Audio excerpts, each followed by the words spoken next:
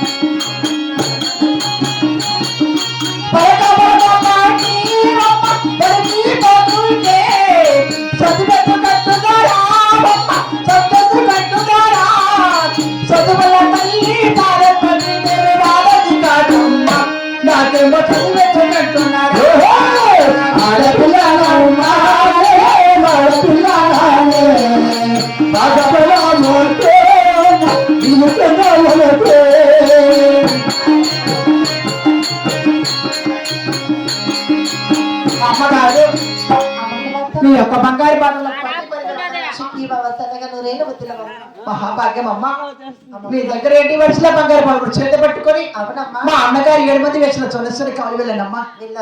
అక్కడ గెలుమ 16 గిన్నె తిరిగాను, కేకలే సిగ్గుబడితో లేను, ఎక్కడెక్కడ కర్రం బోడు కనిపించలేదమ్మా. మరి చిలుకలు పడి ఎక్కడమ్మా? అటు తూర్పు ఉత్తరం దక్షిణం 3 వైపుల పాచుడుగా కర్రం బోడు కనిపించలేదమ్మా.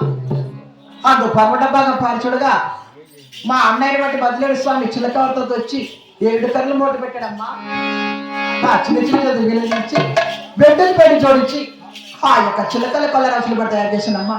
ఆ చిలకల కొల్లా పెట్టి కావాల్సి ఎవరిచ్చారమ్మా? మా అన్నగారిని 7 మందిని ముక్కోడి దేవతలు నా మనసులో పెడుకున్నాక ఆ యొక్క చిలకల కొల్ల రాసులు పడి కావాల్సి వచ్చేదమ్మా. అమ్మ కుమార్తె అందులో కొలువైతిరి మీరున్న అధ్యాయంలో వచ్చేది ఇంత ఆలస్యమైనదమ్మా. చాలా చక్కని పని చేస్తావు. ఈ పని చేసినందుకు నా మనసు చాలా ఆనందంగా పడుతున్నదమ్మా. ఏమైనా వరకు కోరుకుంటాను ఇస్తాను. ఏది కోరుకున్నా కాదనకూడదమ్మా. అయ్యో నా కుమార్తె అడగడమా నేను కాదనడమా? అలాగే కోరుకుంటానమ్మా. గోవింద నారాయణ వైకుంఠవాస